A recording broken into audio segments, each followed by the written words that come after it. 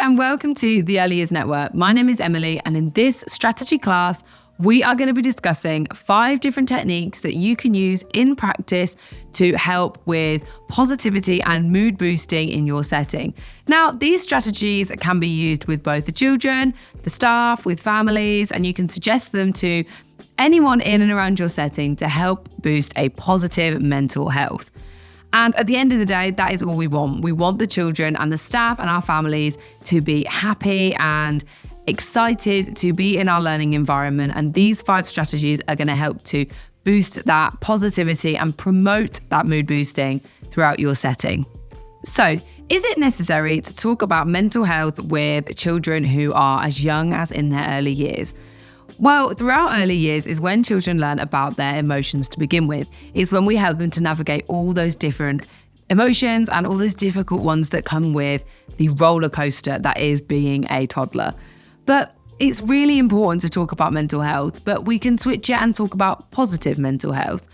Having children who have a positive outlook on life and positive images of themselves will in turn help them to have a positive mental health. Now, that doesn't mean that we're not going to have down days, and it doesn't mean that we're sometimes going to feel sad or anxious or angry, but it means that we've got more of a hold on our emotions and more of an understanding of where our mental health is at. And it's really important to start that from a young age because it helps children as they become into young adults and adults to have that positive mindset and to build a positive mental health. And do we see major changes in children's behaviour and emotions at a young age?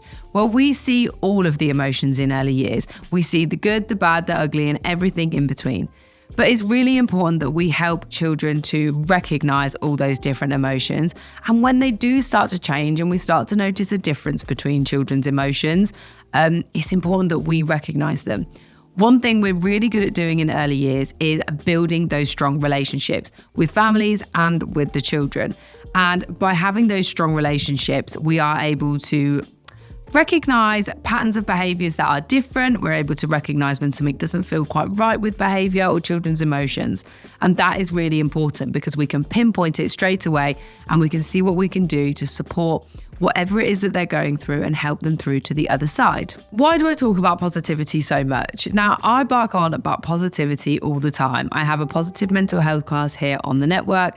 We have our big emotions class as well. And I like to talk about positivity and positive environments for children on our social media pages too.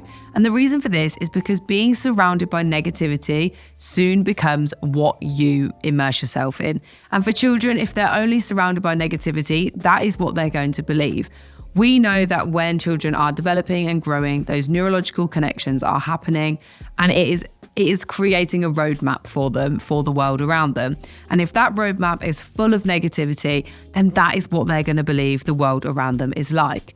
So it's really important that we help to boost positivity and we help to promote those positive chemicals in the brain to give every child a happy and a positive start to life. So I hope that the 5 strategies that I give you today are going to help you to implement and encourage positivity throughout your early years environment. Let's go.